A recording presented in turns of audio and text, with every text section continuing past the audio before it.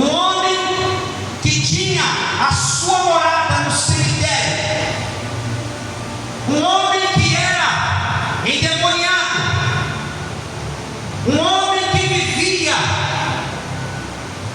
ali, naquele lugar, nas trevas. Um homem que era possesso de demônios. Um homem que o diabo escravizava aquela vida. Um homem que todos os dias ele era aquele homem que dormia nos cemitérios, que dormia nos sepulcros. Aleluia!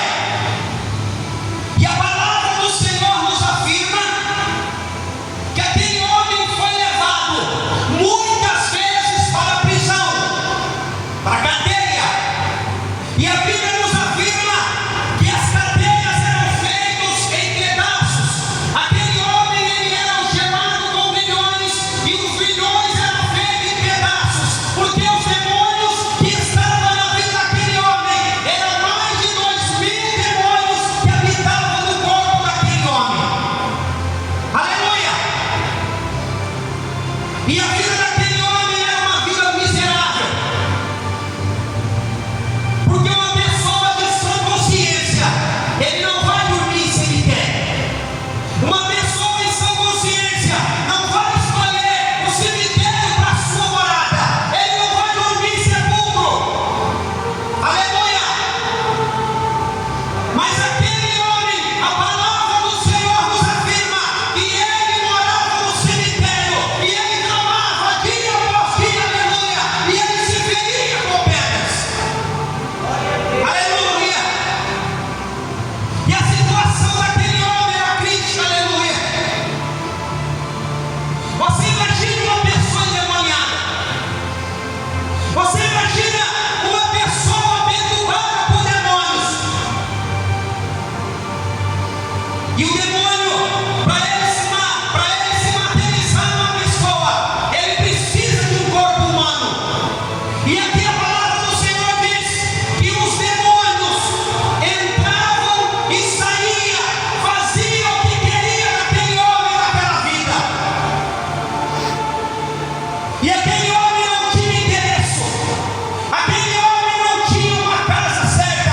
Aquele homem não tinha uma casa onde ele podia repousar na cabeça, porque ele era um homem possesso de demônios. Aleluia! E então Jesus disse para os seus discípulos: nós vamos para a outra margem do mar, e ali nós vamos entrar na terra dos gadarenos. Aleluia! E quem eram os gadarenos naquele tempo? Os gadarenos eram uma província que eles não adoravam a Deus. Aquele povo adorava deuses, mas deuses que não eram Deus, deuses que não eram Jesus. E aquele povo vivia escravizado por Satanás. Aleluia!